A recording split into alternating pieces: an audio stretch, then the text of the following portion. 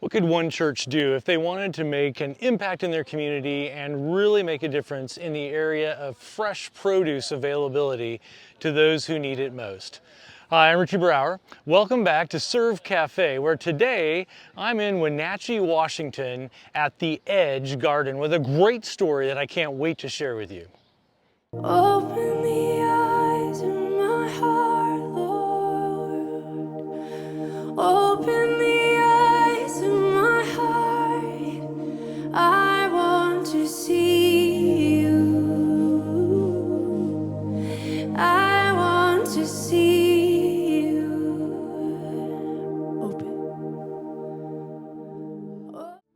I've been at a conference here in the Upper Columbia Conference for 30 years now. I came here when I was 27 years old, and it's been a wonderful time. But it was at a retreat with a bunch of other pastors, and there was some shenanigans going on. We did some improv where we're actually going to pull straws of passages, and the next week in our speaking appointments that we're going to use a random passage of scripture. I got Leviticus 19 verses 9 and 10, where God basically tells the people, when you harvest your crops, leave the edge of your property so that the poor and those who are aliens, foreigners in this land, can actually go and pick and have food up. And we started a large garden that we can give to everybody, and called the garden The Edge.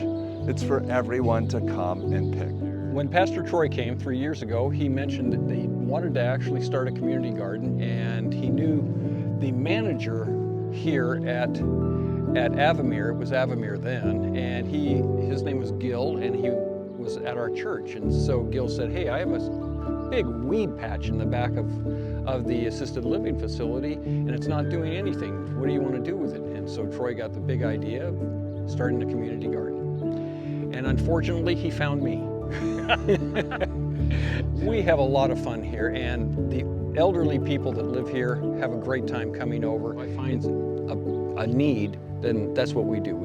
I have a little truck, and we just haul things around and deliver. And I think one of the most powerful stories for me was when I came at 6 in the morning to turn on the water, and I noticed in the alley here by the garden there was a giant truck. It was actually a food truck, and I said, well, that's strange. And so I looked out there, and there was a man who was actually harvesting tomatoes and peppers and cilantro and other things here. I shout out and says, "Hello."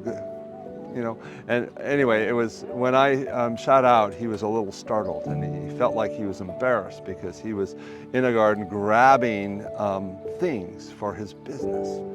But to soften that little awkward moment, I shot out, "The best tomatoes are right over here. They're all ready to go. Let me show you." And he told me his story. He says, "Look, I hope this is okay."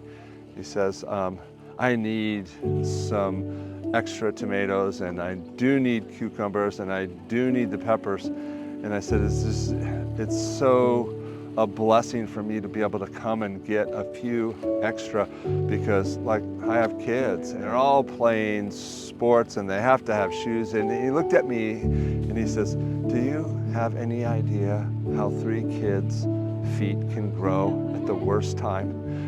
And I said, "Trust me, I do know that." And I said, that's why it's here. Open the eyes of my heart, Lord. Open the eyes of my heart. I want to see you. I think it brought our church family closer together. You know, there's a lot of things that either take church members further away from each other, or they bring them closer. And this is one of the things that brings people closer. I want to end our story today with a question. What if every Seventh-day Adventist garden in Upper Columbia Conference included at least one row planted for those in need? A row for sharing the edge, if you will. For Serve Cafe, I'm Richie Brower. Thanks for watching.